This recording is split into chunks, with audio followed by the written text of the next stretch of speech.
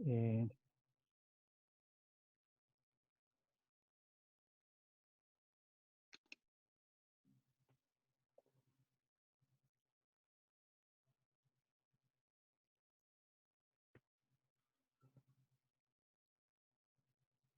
aquí veo el tiempo aquí.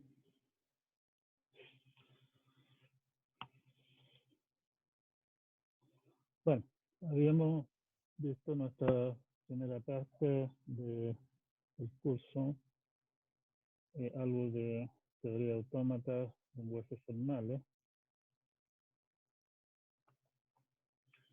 y como les anunciaba, la intención era comenzar a hablar de temas de alguna manera bastante distintos de lo que habíamos hablado antes. Nuestros temas por el momento eran básicamente la parte de autómata finito, ejemplo clásico, este muñeco de acá, este primer ejemplo de un DFA, como lo llamamos después. Hablamos de las propiedades de los lenguajes, de esa clase de cosas. Vimos lenguajes regulares, expresiones regulares. Vimos autómatas finitos no deterministas y demostramos finalmente que autómatas regulares, perdón, expresiones regulares, autómatas finitos deterministas, autómatas finitos no deterministas, todos definen el mismo conjunto de lenguajes. Y demostramos también que hay lenguajes que no son regulares. Nuestro ejemplo clásico era el lenguaje a la n, b a la n, un n mayor o igual a 0. Es un lenguaje sumamente sencillo, pero aún así es un lenguaje no regular y por lo tanto demuestra que nuestra capacidad de hacer cosas con lenguajes regulares es bastante limitada. A pesar de ello, vimos que los lenguajes regulares tienen una gran cantidad de aplicaciones y en particular en temas de patrones de búsqueda. Hay todo un ecosistema alrededor de lo que son expresiones regulares, entre comillas, pero realmente las cosas que describen lo que llaman regular expression en POSIX, por ejemplo, en general en lenguaje de programación y otros sistemas que usan patrones de búsqueda, son capaces fácilmente de describir lenguajes que no son regulares siquiera. Pero están basados en unos lenguajes regulares y funcionan un poco de esa manera.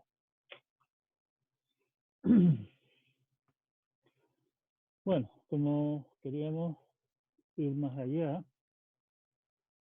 y en el fondo siguiendo la pista de nuestro lema de bombeo, decidimos que necesitábamos agregarle alguna clase de memoria, más allá de la memoria que significa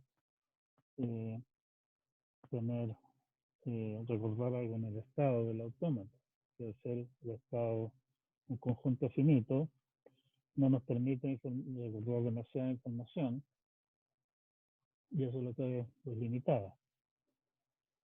De forma un poquitito arbitraria, probablemente al menos desde el punto de vista de ustedes, decidimos que la manera de agregarle memoria externa a nuestros autómatas era a través de un stack. La idea entonces es un autómata stack TDA que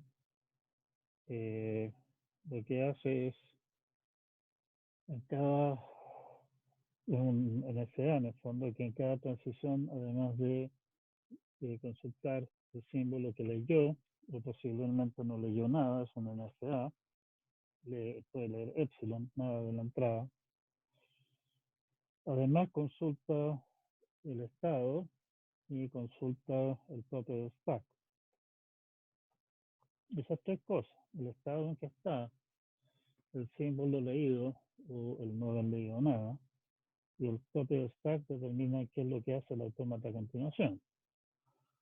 Una transición de un PDA consiste en cambiar de estado y modificar, sustituir el propio stack por una palabra. Y obviamente avanzar en la entrada si es que no fue lo que leyó. En ese sentido, le estamos dando la posibilidad de recordar una cantidad ilimitada de cosas. Puede guardar cantidades industriales de cosas, no hay límite de lo que puede guardar en el stack. Y eso le permite a un PDA reconocer, por ejemplo, el lenguaje A a la N, B a la N, por la vía de ir almacenando en el stack un símbolo por cada A que ve en la entrada y ir descontando uno de esos símbolos por cada B que ve. Si después de procesar todo el cuento se encuentra con que el número de A leídas se fueron acumulando, resulta ser igual que el número de B que se leyeron, que se fueron descontando después, decretamos que nuestro lenguaje era, o sea, nuestra palabra pertenecía al lenguaje, caso contrario no. Y eso nos lleva entonces a la idea de aceptar por stack vacío en este caso. O sea, acumulamos cosas y al final de la palabra el stack está vacío, aceptamos. Si es que al final de leer la palabra el stack no está vacío, no aceptamos. Podemos también manejar la manera tradicional, digamos así, de autómatas de reconocer lenguaje, por la vía de ver en qué estado está el cuento. Si está en un estado final, aceptamos por estado final. Si está en un estado que no es final, rechazamos. Y esto independiente de lo que haya en stack. El punto que hay que hacer notar de todas maneras es que en un PDA, si es que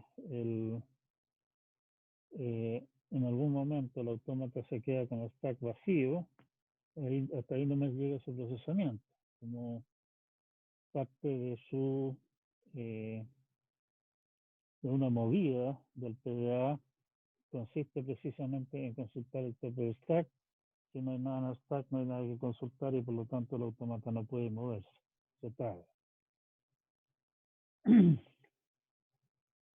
Bueno, igual que en el caso de los autómatas finitos, resulta cómodo a la hora de querer llevar esto a un programa, por ejemplo, que el asunto sea determinista, o sea, que no tengamos que realmente empezar a revisar un montón de alternativas.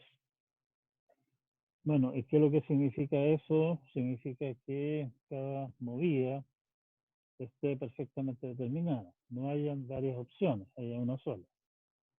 Y eso nos lleva entonces a la definición de PDAs deterministas, que, bueno, tienen solamente una opción en cada caso. Ahí están en el apunte. Tenemos entonces un mecanismo para definir lenguaje que es más rico que lo que son los lenguajes regulares, nuestros niños símbolos, los lenguajes no regulares, la A, la N, B a la N. Es posible fácilmente reconocerlo mediante un PDA. Resulta sí que hay lenguajes que son aceptados por un PDA, pero que no son aceptados por PDA deterministas. Tenemos un par de ejemplos de eso. Y eso es un tanto molesto, digamos, porque significa que no podemos, como en el caso de los autómatas finitos, construir siempre una cosa determinista que nos haga la pega. Por suerte para nosotros, en las aplicaciones, las cuales vamos a discutir un poco más adelante, la, la utilización de esta clase de cosas no es generalmente va en lenguajes en los cuales se puede manejar el cuento en forma determinista, en forma relativamente sencilla. No todas las aplicaciones, muchas. La vimos después, gramáticas, y definimos gramáticas, y en base a la definición general de gramáticas, definimos lo que se conoce como la jerarquía de Chomsky. Y dentro de las gramáticas, a nosotros particularmente nos interesan, por el momento al menos, las gramáticas de contexto libre. La gramática de contexto libre, la jerarquía de Chomsky, la tenemos acá. Las gramáticas de contexto libre son producciones que todas son de la forma un no terminal exactamente da alguna palabra y esa palabra tiene que tener largo mayor o igual que 1.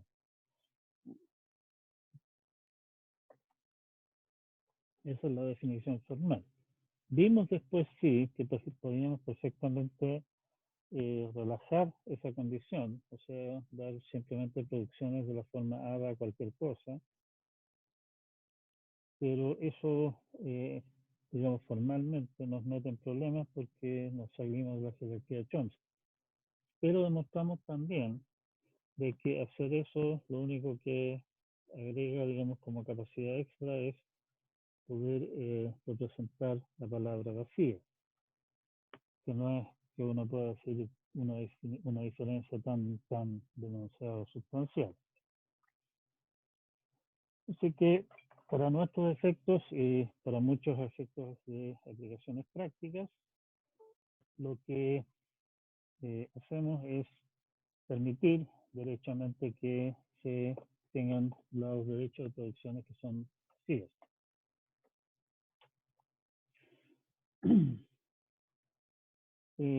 Para la gramática de contexto libre, vimos que una forma alternativa de escribir derivaciones es a través de árboles de derivación. En el fondo, la parte de gramática de contexto libre significa que una vez que aparece un no terminal en alguna parte de una derivación, lo que ocurra con ese no terminal es absolutamente independiente de dónde aparece, en qué contexto aparece. Por eso de contexto libre. Siendo eso así, podemos en el fondo cambiar el orden en que vamos haciendo las cosas en una derivación y el resultado para nuestros efectos, digamos así, informales, intuitivos, es la misma cosa, a pesar de que formalmente son derivaciones distintas porque estamos dando pasos distintos en distinto orden. Una manera de resumir de una forma compacta todo el conjunto de derivaciones que nosotros consideraríamos las mismas, dado que en el fondo son aplicar las mismas operaciones, solo que en orden diferente, pero que no afecta realmente el resultado, es lo que nosotros llamamos árboles de derivación, como el que tenemos acá. La gracia del árbol de derivación, y esa en realidad es la razón por la cual originalmente se inventaron las gramáticas, más que nada para fines, bueno, precisamente gramaticales, digamos, en lenguaje como el castellano, es que el árbol de derivación muestra la estructura de cómo está armada, digámoslo así, una palabra, cómo se construye. La gramática, si ustedes recuerdan, es una receta de cómo construir palabras que pertenecen al lenguaje. Y el árbol de derivación muestra cómo se construye esa palabra. En ese sentido, muchas veces se dice que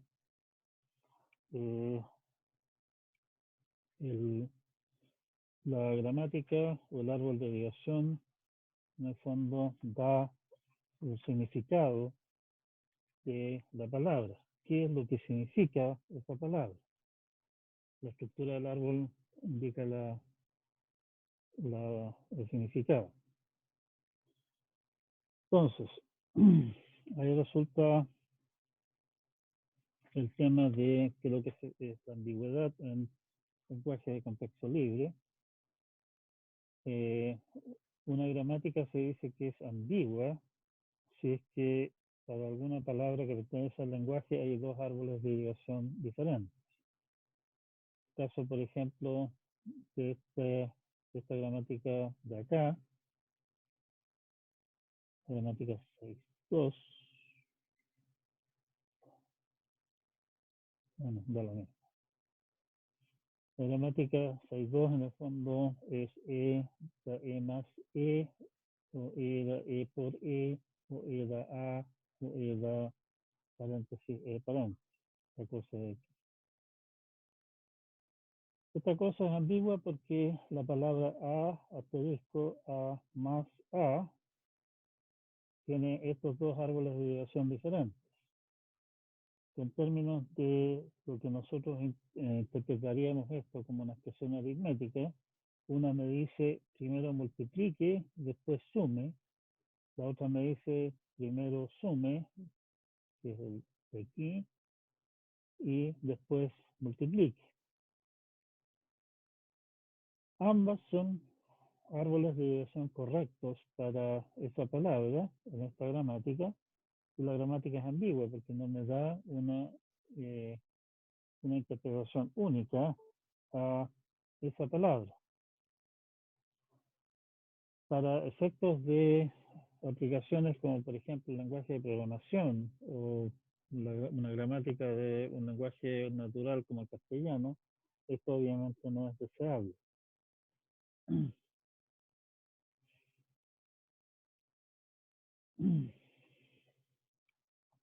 Y es algo que hay que tener en mente, digamos, esta clase de cosas. Lamentablemente, a diferencia de todo lo bonito que resulta ser el ámbito de los lenguajes regulares, los CFA, autómatas finitos y toda su historia, resulta que es imposible determinar en general, a través de un programa, si una gramática de contexto libre es ambigua o no. Hay clases de gramáticas de contexto libre que se puede demostrar que no son ambiguas. Y hay otras que obviamente ustedes pueden encontrar un ejemplo y decir, mire, esta es ambigua. El problema es que no hay ningún algoritmo, eso lo vamos a discutir más adelante, que me permita determinar una gramática dada si esa gramática es ambigua o no. Tampoco es posible determinar si dos gramáticas generan el mismo lenguaje. Y por lo tanto, preguntas tales como cuál es la gramática más chica que genera este lenguaje, cosas por el estilo, tampoco no tienen realmente respuesta. O sea, hay una serie de temas que son bastante molestos, pero bueno, hay que vivir con eso. Ya, tenemos entonces dos mecanismos, porque también mediante gramática con texto libre podemos rápidamente generar nuestro niño símbolo, que generan lenguajes que no son de contexto libre. La pregunta del millón entonces es, ¿serán equivalentes esos dos mecanismos que tenemos hasta el momento? ¿Habrán otros? Y ahí entramos a nuestra siguiente colección de equivalencias, que es demostrar que las gramáticas y los PDA reconocen exactamente, representan exactamente los mismos conjuntos de lenguaje. Y eso lo hicimos por la vía de demostrar que si ustedes me dan una gramática, puedo construir un PDA que acepta por stack vacío, y al revés, si ustedes me dan un PDA que acepta por stack vacío, yo puedo construir una gramática que acepta el lenguaje de ese PDA. Y por el otro lado, cuando discutimos TDA, habíamos demostrado que vamos a aceptar por stack vacío o aceptar por estado final eran equivalentes.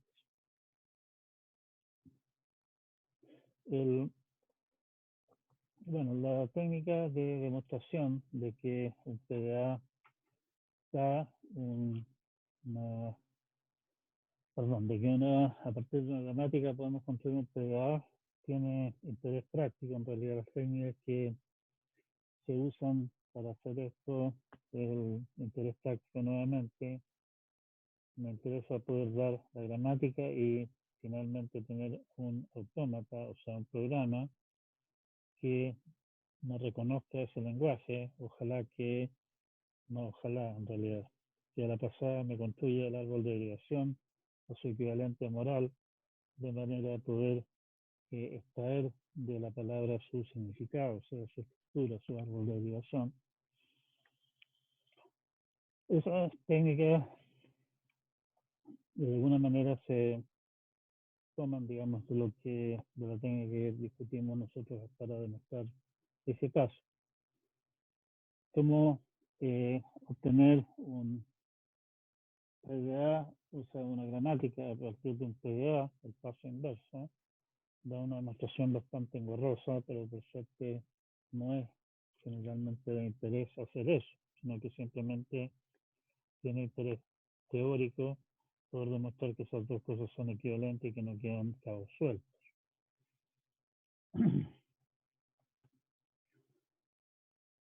Para una serie de operaciones que nos interesa hacer en este cuento, en particular también para dejar bien amarradas las cosas, necesitamos demostrar que lo que habíamos anunciado antes, de que podemos aceptar traducciones con lados derechos vacíos, que básicamente es, en el fondo corresponde a simplemente sustituir hacia atrás todas las posibilidades donde podría aparecer un vacío por nada en las producciones y estamos. No es demasiado complicado verlo. La gracia que tiene permitir eso es que, igual que la situación de NFA y DFA, el permitir esa clase de cosas nos permite expresar algunas cosas en forma mucho más compacta y simple y entendible. Enseguida vimos algunas propiedades de los lenguajes de contexto libre. Por favor, les pido nuevamente, échenle una mirada al capítulo, entiendan bien qué es lo que está pasando aquí. Una primera cosa, hablamos de algunas técnicas para simplificar gramáticas, o sea, eliminar símbolos inútiles, eliminar producciones unitarias. En el fondo, símbolos inútiles, aquellas cosas que no aparecen nunca en ninguna parte aportando nada y por lo tanto realmente no aportan.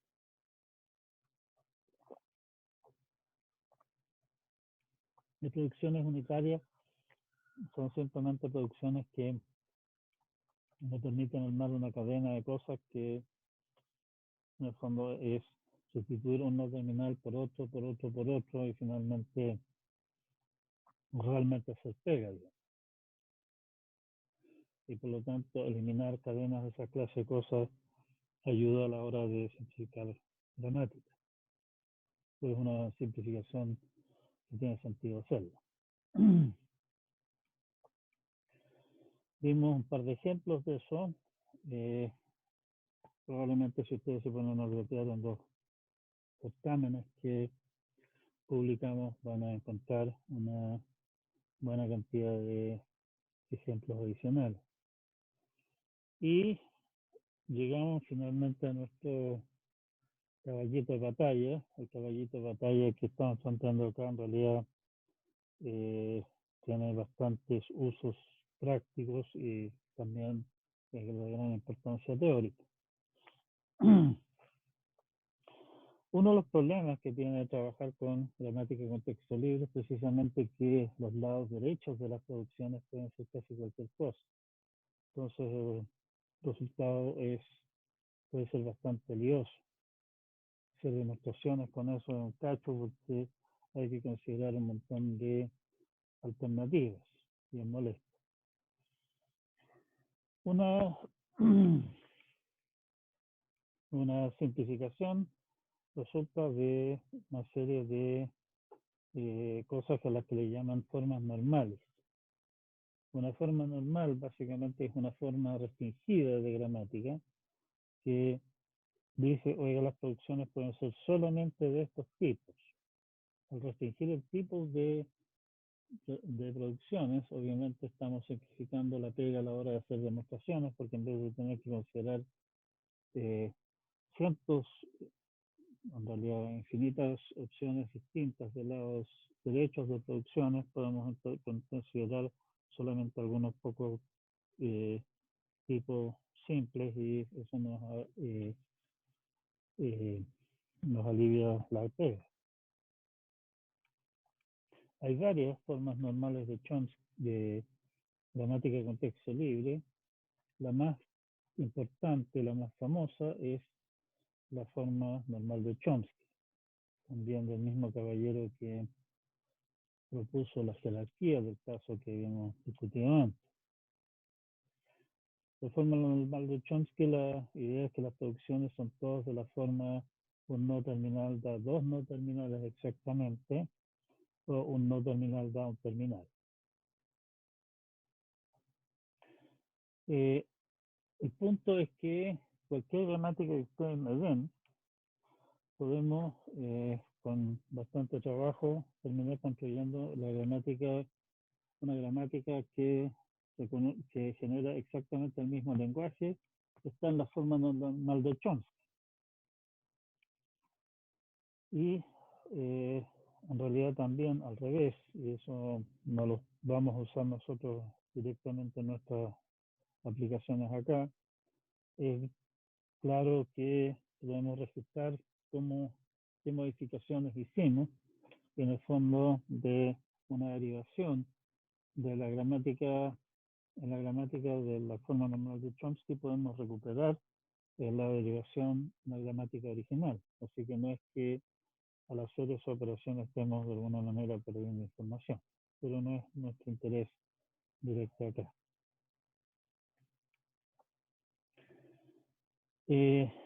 Como la aplicación que vamos a dar nosotros directamente acá, posiblemente más adelante en otro ramo tal vez veamos otras aplicaciones. Tenemos eh, tenemos la demostración del lema bombeo para lenguajes de contexto libre, que usa precisamente el hecho de que podemos suponer que nuestra gramática está dada en forma normal de Chomsky. Y ese es nuestro teorema 7.2. Al igual que el lema bombeo para lenguajes de contexto regulares, el lema bombeo para lenguaje de contexto libre básicamente lo que dice es que hay partes de la palabra, si es suficientemente larga, que yo puedo repetir una, dos, 1500 veces, el resultado siempre está dentro del lenguaje. O sea, puedo inflar, bombear parte de la palabra para generar nuevas palabras dentro del lenguaje. La diferencia con respecto al lema bombeo para lenguajes regulares es que acá lo que se bombea no es solamente una parte, sino que son dos que se bombean juntos. O sea, nuestra palabra del lenguaje la podemos subdividir en 5 pedazos, le llamamos U, V, W, X e Y, y la idea es que se pueden bombear el U y el X simultáneamente, o sea, puedo repetir V 15 veces y el X 15 veces. El resultado está dentro del lenguaje nuevamente. La demostración del lema bombeo usa la forma normal de Chomsky en lo siguiente. Básicamente, si se fijan, la forma normal de Chomsky me dice que un árbol de derivación en una gramática, la forma normal de Chomsky es básicamente un árbol binario.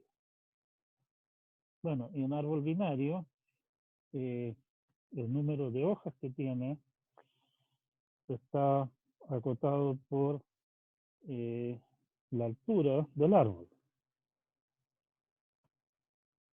Por lo tanto, si es que quiero tener muchas hojas, o sea, palabras largas, tengo que tener un árbol alto. Y un árbol alto significa que hay no terminales en la derivación que se repiten.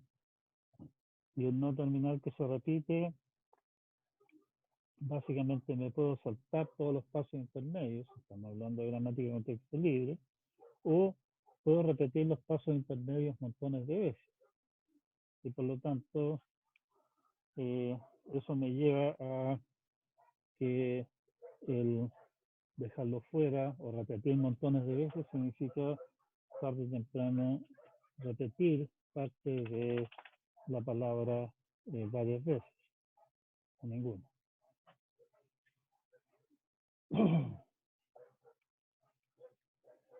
El esquema para usar este lema de bombeo, siendo un lema de bombeo, es muy parecido al esquema que en su momento definimos para utilizar el lema de bombeo de lenguajes regulares. O sea, el mismo esquema del adversario funciona acá, porque la, ¿cómo se llama? La manera de expresar el lema también es muy parecida. Vimos, por ejemplo, demostrar que el lenguaje A a la N, B a la N, C a la N, con N mayor o igual a 1, no es de contexto libre. Nuevamente, que lata hasta un lenguaje tan picante y simple como ese se nos escapa de las manos. Pero bueno, la demostración, como siempre, era elegir una palabra, suponer alguna división y demostrar que esa división tenía que fallar, independiente de la división que nos den. Nuevamente les insto a revisar el tema de lema bombeo de lenguaje de contexto de lenguajes regulares, que es crítico para esto también. Y les recuerdo nuevamente que ciertos crímenes que suelen cometerse al aplicar los lemas de bombeo son causal de diarreas más. Luego, también, de alguna manera, copiando lo que habíamos hecho para lenguajes regulares, demostramos algunas propiedades de clausura de los lenguajes de contexto libre. Nuevamente, echenle una mirada al apunte. Vimos, sí, que a diferencia de lo que ocurre con los lenguajes regulares, que son cerrados respecto de cualquier clase de operación entre conjuntos, o sea, unión, intersección, etcétera, los lenguajes de contexto libre no son cerrados con respecto a la intersección. Tampoco son cerrados con respecto al complemento. Y fuimos luego a una, ¿cómo podríamos decirlo? Una aplicación práctica de lenguaje de contexto libre, aunque nadie les dice que estamos hablando de lenguaje de contexto libre. Está lo que se conoce como XML, que se vende como que básicamente le da significado a un archivo o un formato de datos. Les insisto de que realmente eso no es cierto. Lo que hace es imponer una cierta estructura. ¿Qué es lo que entienden ustedes que significa esa estructura? Ese es un tema de, ¿cómo se llama?, de entendimiento de cada uno. Estoy de acuerdo, no es que la pura estructura de por sí me dé un significado a los datos. Y vimos una aplicación media tonta de XML para describir PCs, donde vimos que en el fondo estas cosas de acá, aquí tenemos un esquema en XML, un esquema XML viene a ser precisamente lo que nosotros hemos llamado una gramática. Lo que XML llama un element, en realidad es para nosotros un no terminal, o sea, un no terminal que es en este caso particular, permite para efectos de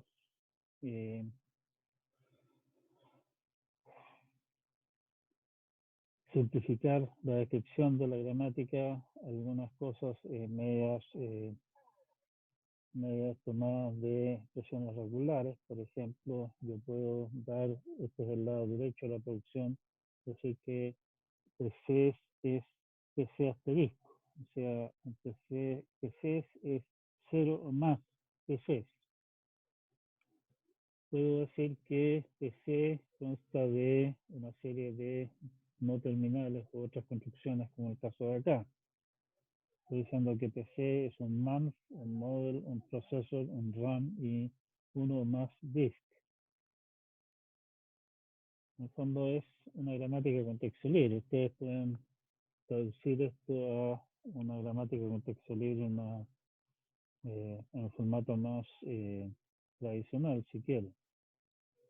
Claro que nuestra gramática es bastante tonta en el sentido de que simplemente la mayor parte de las cosas simplemente decimos que son PC data en vez de entrar a detallar mucho más allá las cosas. PC data básicamente permite poner cualquier dato que ustedes estimen conveniente.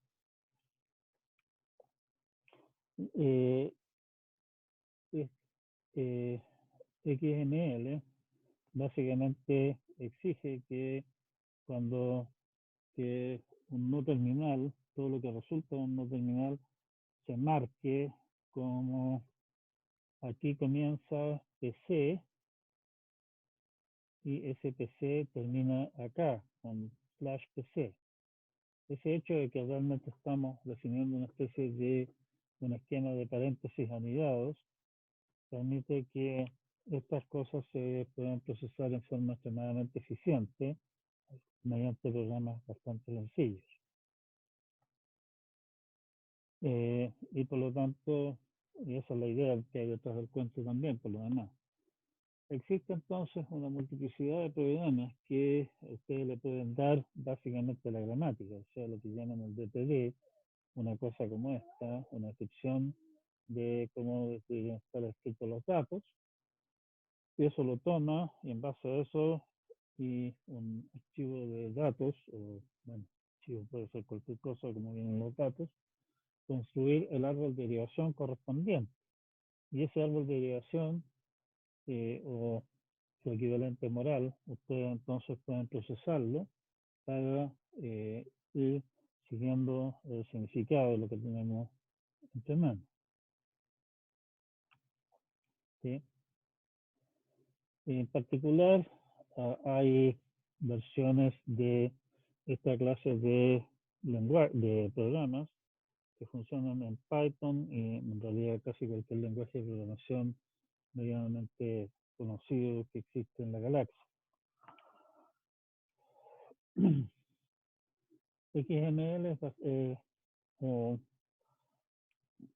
lenguajes similares son extremadamente populares para toda clase de aplicaciones. Por ejemplo, el HTML, que está basado en web, es variante de XML.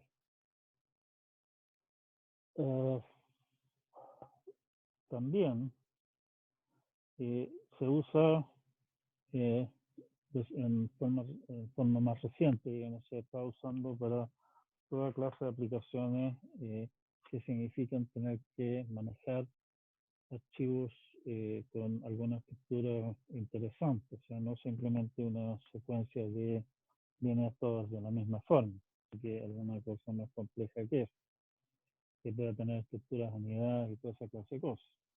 Por ejemplo, el formato de Word nuevo, digamos, docx, en realidad, si ustedes se meten a orguetearlo, es un archivo comprimido que contiene XML que describe la estructura del documento. La gracia de eso es que podemos procesar esa clase de cosas en forma relativamente sencilla, como les comentaba antes, con herramientas prefabricadas, digamos, sin tener que estar además cocinando el detalle cómo se maneja ese cuento. Y así sucesivamente. El XML es extremadamente popular también en toda clase de lo que llaman aplicaciones B2B, o sea, business to business. La idea de B2B, para los que no están al tanto de esa clase de abreviaturas, la idea es que en vez de tener relaciones entre dos entidades a través de enviarse documentos y enviamos papeles y cosas por el estilo, la idea es que se puedan comunicar en forma electrónica enviándose archivos que contienen la información correspondiente. Pero está claro de que las relaciones que podamos tener nosotros, por ejemplo, con algún proveedor nuestro, son múltiples y no siempre van a seguir un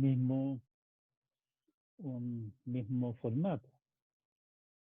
Van a aparecer, probablemente en el camino van a ir apareciendo servicios nuevos, productos nuevos que nos ofrece nuestro proveedor. Vamos a pedirle cosas distintas y por lo tanto es útil tener alguna clase de mecanismo más flexible, no rígido, de comunicación con ellos. Y obviamente es importante que podamos entendernos de forma simple los dos extremos.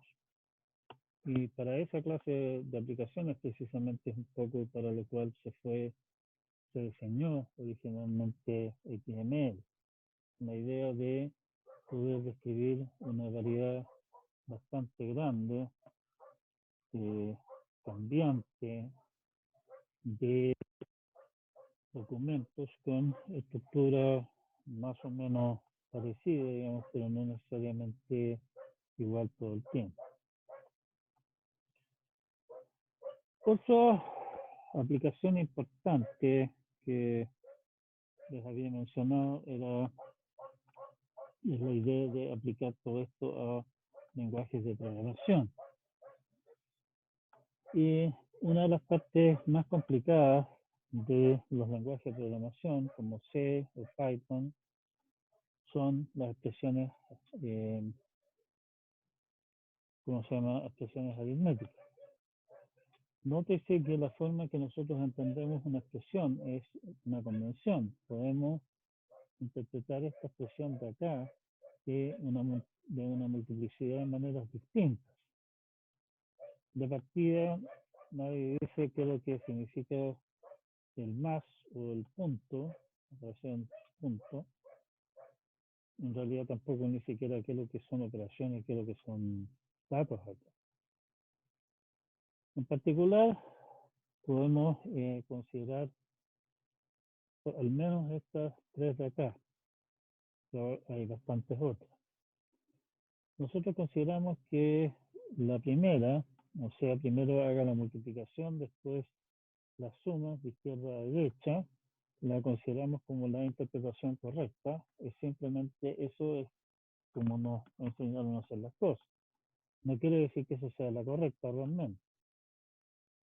Es perfectamente correcto también la segunda alternativa, que es básicamente hacer todas las operaciones de izquierda a derecha, una después de otra, sin ninguna clase de otra cosa.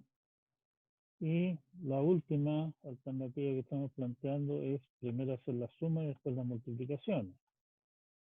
lo cual en el fondo resulta casi antinatural, digamos, pero insisto, son interpretaciones perfectamente válidas para esa expresión. Lo que a nosotros nos interesa en el lenguaje de programación como Python, por ejemplo, es precisamente extraer de esto de aquí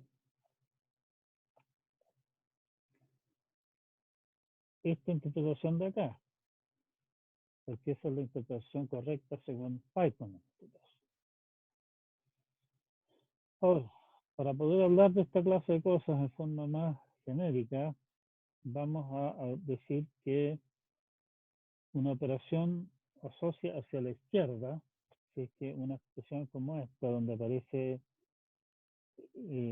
dos veces la operación y no hay paréntesis que digan, oiga, haga primero lo que hay entre paréntesis y después se preocupa del resto, que nuevamente es una convención, pero bueno. En ese caso, si una expresión como esa se interpreta como que primeramente se calcula básicamente de izquierda a derecha, se dice que la operación asocia a la izquierda. Podríamos también perfectamente decir que la operación asocia hacia la derecha y se interpreta como que lo primero se calcula de derecha a izquierda. Esto parece medio raro, uno está acostumbrado en general a operaciones que son se asocian hacia la izquierda o que se calculan sin, salvo que a uno le digan lo contrario, se calculan de izquierda a derecha. Hay algunas operaciones comunes que sí son asociativas derechas, no asociativas izquierdas. Por ejemplo, la operación de exponenciación. Si yo digo a elevado a b elevado a c, eso se interpreta como que primeramente se eleva b a la potencia c y eso se usa como exponente para a, no en el otro orden.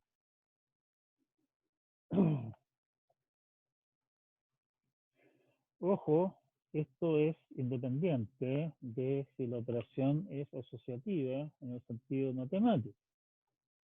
En el sentido matemático se dice que una operación es asociativa si es que si se hace primero una o la otra, da lo mismo.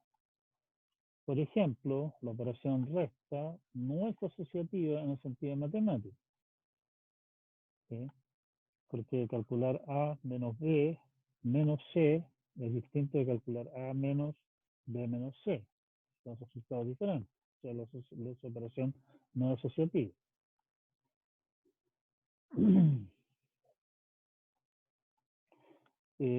Para todos ustedes amantes de C, la operación asignación también es una operación asociativa derecha. Si ustedes dicen A igual B igual C, lo que se hace es C se asigna a B, el resultado de la asignación, que en realidad es el valor de C, también se asigna a, no de otra forma. Hay algunos lenguajes en los cuales hay operaciones que se consideran que son no asociativas, o sea, tales que una cosa como A operado con B operado con C está prohibido. Caso particular de esto es el lenguaje Fortran, en el cual, por ejemplo, A comparado con B comparado con C está prohibido.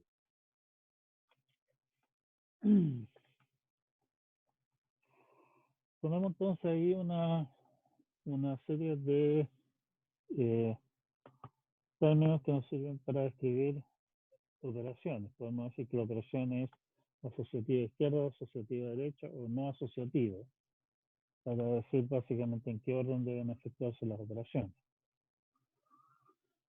Otro concepto es lo que se llama precedencia.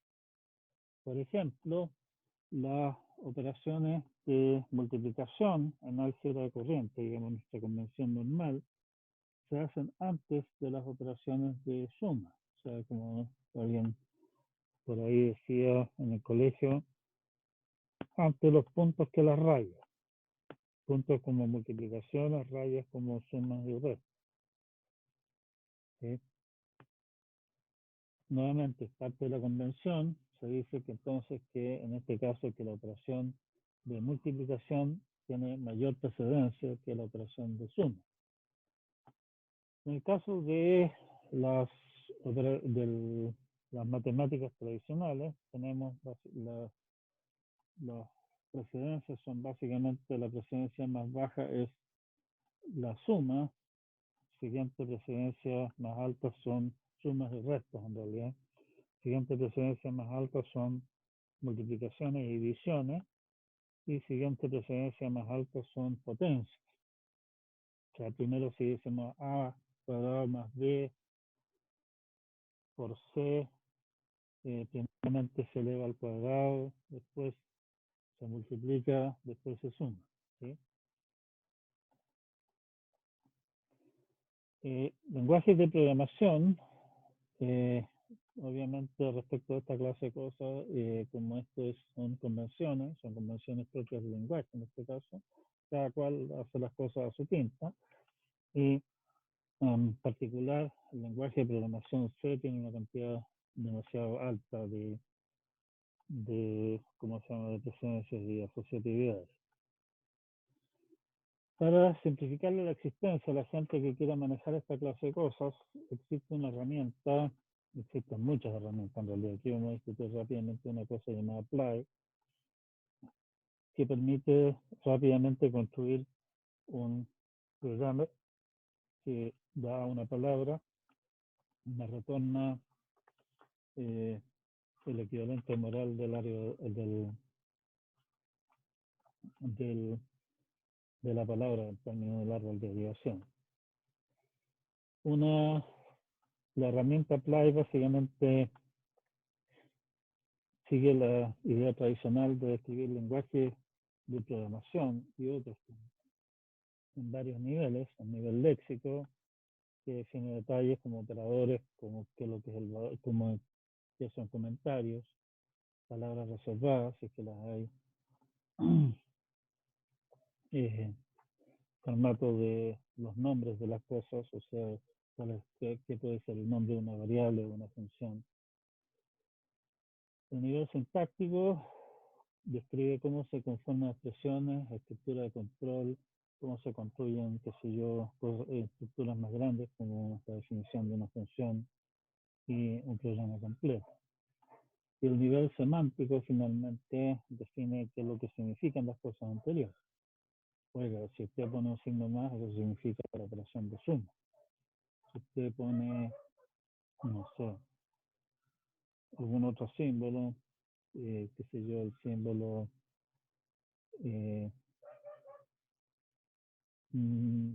menos mayor, eso significa en C, da un puntero, ir a lo que un puntero en estructura va al elemento de la estructura correspondiente.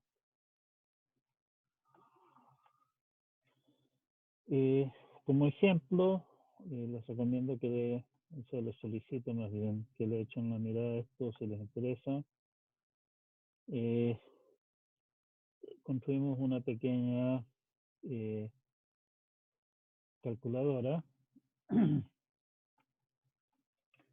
algunas definiciones preliminares, el listado 10.1. El listado 10.1 en realidad hoy día es redundante, dado que esto básicamente lo que hace es manejar diferencias entre la versión de Python 2 y Python 3, pero Python 2 está hoy día declarado obsoleto, incluso está descontinuando su uso, así que eso ya deja de ser necesario. Aspectos léxicos, básicamente lo que hace Apply es, hay que definir una lista llamada tokens que da la lista de los símbolos que nosotros queremos utilizar en nuestra gramática. Nuestros símbolos en el fondo son, en este caso, name, una variable, el nombre de una variable, y number, que viene a representar un número con su valor. Hay una lista literals que básicamente dice qué símbolos se van a usar tal cual, sin, eh, sin mayor adorno. Digamos que en este caso vamos a querer usar símbolos igual, más, menos, etc. Y después hay que describir qué es lo que son los distintos tokens. Si ustedes se fijan, ahí arriba hay una cosa llamada name, entonces hay un token llamado T subrayado name, y eso está escrito por sorpresa de las sorpresas, esta expresión regular de acá, que básicamente dice que name es una letra, mayúscula, minúscula o subrayada, seguido por letras, subrayados o dígitos, 0 o más veces. Por omisión, lo que hace Fly, si es que simplemente digo que un token es cierta cosa, me dice, oiga, encontré un name, ¿y cuál es el name? Bueno, sea lo que haya causado la expresión regular correspondiente, que suele ser útil, como en estos casos de acá, o sea, name simplemente me va a retornar, decir, encontró el nombre variable. ¿Sí? Puedo también dar un token mediante una función, como en el caso de acá, de number.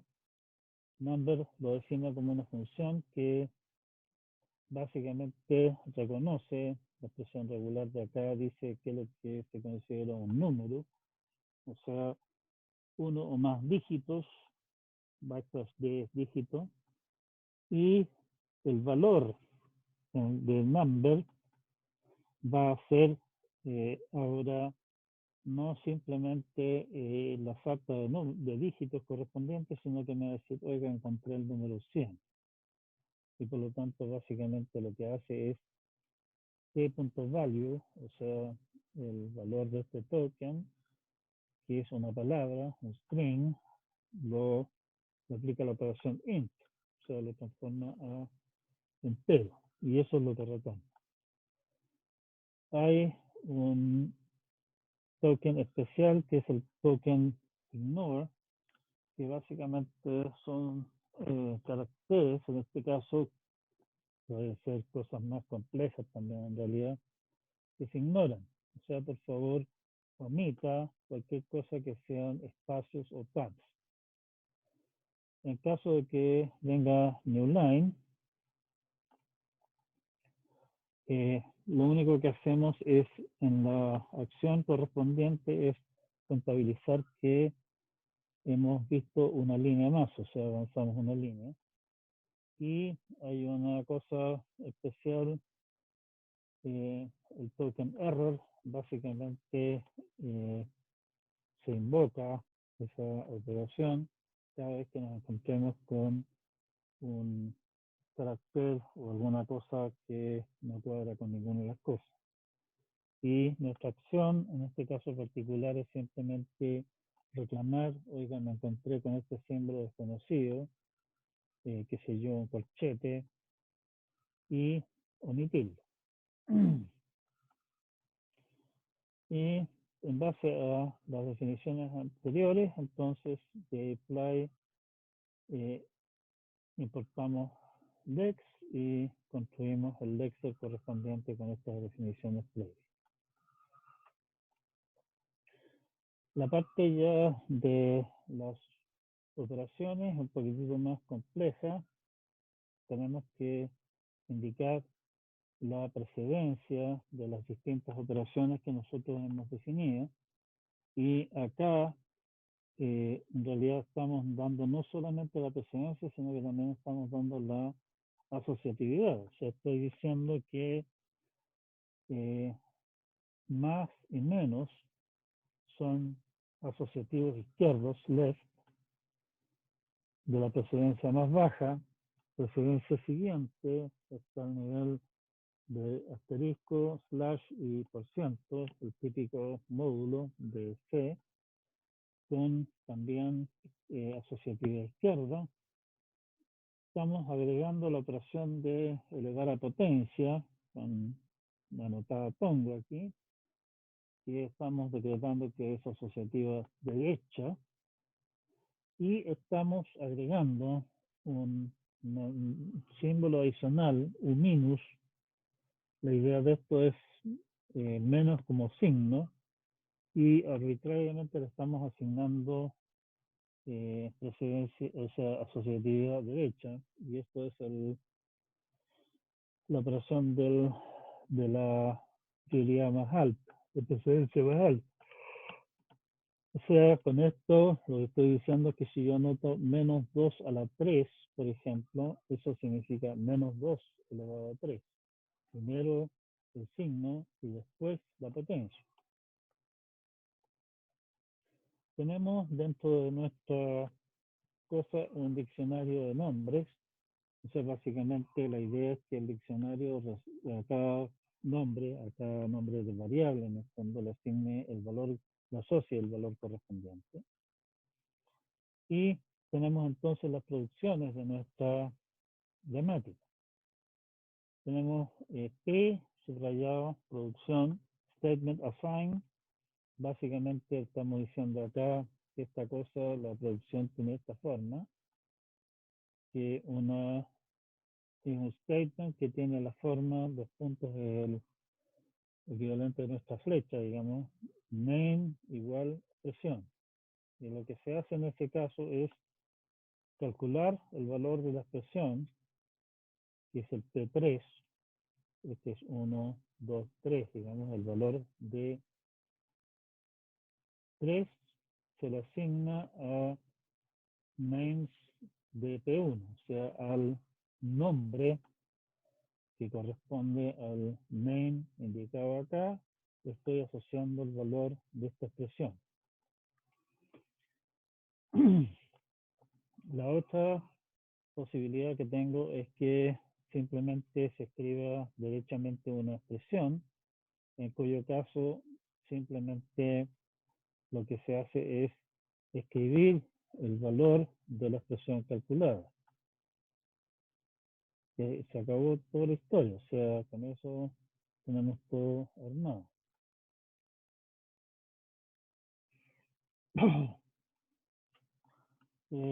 La gracia de esto es que básicamente uno puede escribir la gramática y con la gramática en forma básicamente automática la herramienta construye un programa que va procesando las cosas. En la documentación de Play hay un ejemplo completo, un pequeño compilador construido, no un intérprete realmente, un lenguaje de programación bastante rudimentario, pero completo. En realidad se dio el trabajo, el amigo de armar un intérprete para una versión de Basic muy primitivo inicial. Este paquete Play es bastante popular a la hora de construir programas para hacer cosas tales como procesar archivos de configuración, donde se puedan definir valores de las variables, constantes que definen ciertas operaciones, y esos archivos de configuración para programas complejos suelen ser bastante ricos y por lo tanto complejos de procesar en forma directamente. Eso, bueno, expresiones, nos estábamos saltando esto, en realidad, expresiones da una operación binaria, son todas estas cosas dadas aquí, con todas las operaciones. Si ustedes se fijan, aquí estoy dando una gramática que en sí es horriblemente ambigua. Básicamente lo que estamos haciendo al decir que las precedencias de asociatividades las indicamos arriba, estamos diciendo que esa ambigüedad debe resolverse eligiendo un árbol de derivación sobre otro, y eso lo hace el sistema automáticamente. Y lo que hace entonces esto es simplemente si es que la segunda, el P2, digamos, la operación acá, es un más, sume, si es un menos, reste y así sucesivamente. El U- específicamente que nosotros vimos, se manejan expresiones que son menos una expresión. Y eso llamamos las precedencias de un minus, a pesar de que el signo menos que aparece ahí en sí tiene una precedencia distinta. La otra opción que tenemos es una expresión entre paréntesis, que lo estamos indicando acá, en cuyo caso lo único que tenemos que hacer es retornar el valor de la segunda cosa que aparece al lado izquierdo, perdón, derecho, que estamos diciendo aquí. Si es simplemente un número, retorno el valor del número. Si la expresión es simplemente un nombre de una variable, veamos si es que ese nombre existe ya se le ha asignado un valor antes. Si es que no, entonces alegamos que ese valor no está definido y simplemente para evitar problemas retornamos valor 0, aunque realmente tal vez lo lógico sería parar el procesamiento. Y finalmente definimos p-error, que es una función a ser invocada cada vez que nos tropecemos con alguna clase de error. Y lo único que hacemos en ese caso es escribir un error de sintaxis, indicando dónde está ese error de forma bastante rudimental. El programa está completo, juntando las distintas piezas que tenemos acá, y con eso ustedes construyen en una par de docenas de líneas una pequeña calculadora capaz de hacer cálculos más o menos interesantes en Python.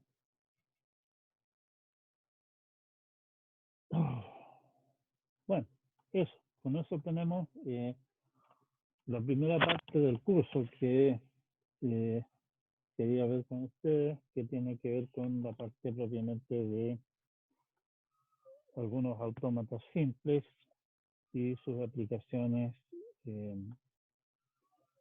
prácticas diarias en la computación. Tenemos los autómatas finitos que ya hemos discutido, expresiones regulares, la equivalencia entre ellos, el uso de expresiones regulares o cosas parecidas a expresiones regulares para describir patrones de búsqueda, para describir, como lo hicimos acá, piezas de las palabras, las piezas básicas, digamos, de, por ejemplo, un lenguaje de programación, que es lo que es una operación, que es lo que es el nombre de una variable, etc.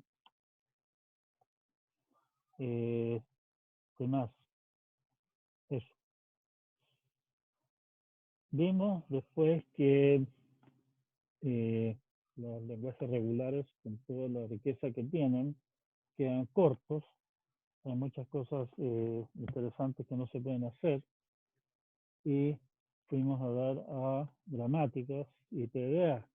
PDA, las gramáticas nos sirven para expresar de cómo se construyen palabras, cómo se construyen strings, y por lo tanto dar una cierta estructura por la vía de indicar cómo se construye. Estamos diciendo, oiga, esta cosa se arma de esta manera y por lo tanto tiene esta estructura. Y eso nació originalmente para definir, para trabajar, digamos, con gramáticas de lenguajes naturales, como el castellano o el latín. Eso se formalizó en una teoría matemática, que básicamente lo dimos un par de luces al respecto de eso aquí, y eso se aplica fundamentalmente en computación a la hora de definir cosas tales como lenguajes de programación o estructuras de documentos más ricos que, bueno, documentos bastante pedestres, digamos.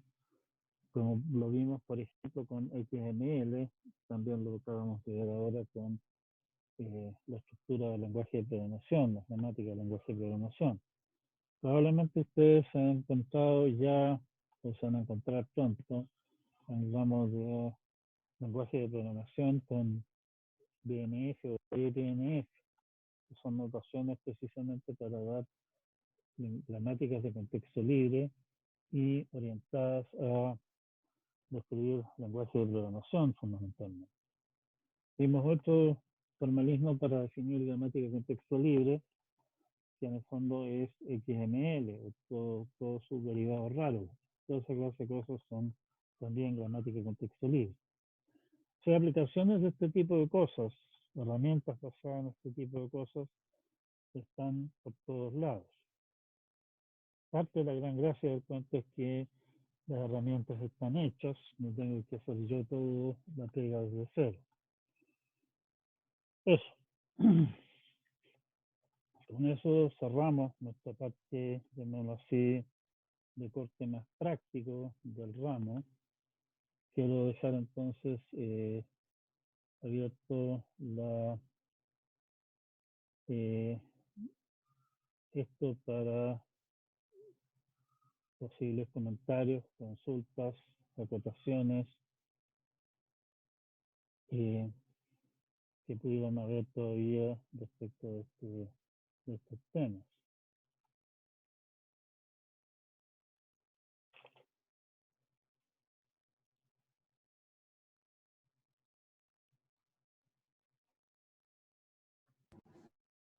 ¿Se escucha? Sí. ¿Profesor, consulta hasta que llegaría la materia para lo que sería el primer certamen o todavía falta un poco más? Vamos a seguir hablando de algunas otras cosas, digamos, pero la parte central del primer certamen es esta.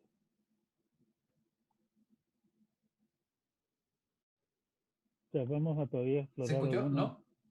vamos a explorar todavía algunos otros tipos de autómatas, pero la parte central del cuento en el fondo es esta.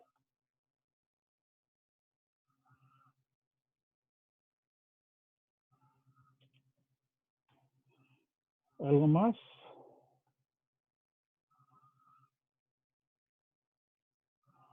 Bueno, si que no hay más comentarios, quedamos hasta acá por hoy día. Nos vemos entonces el día jueves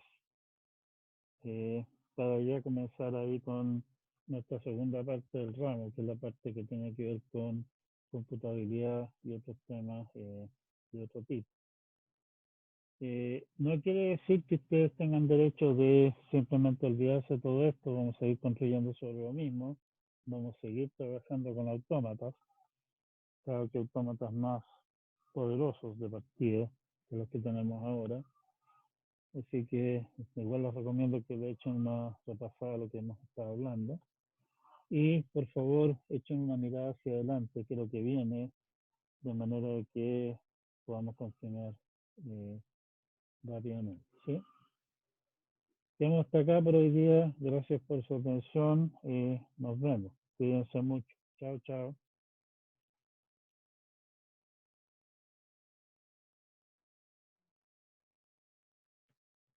Chao, profe.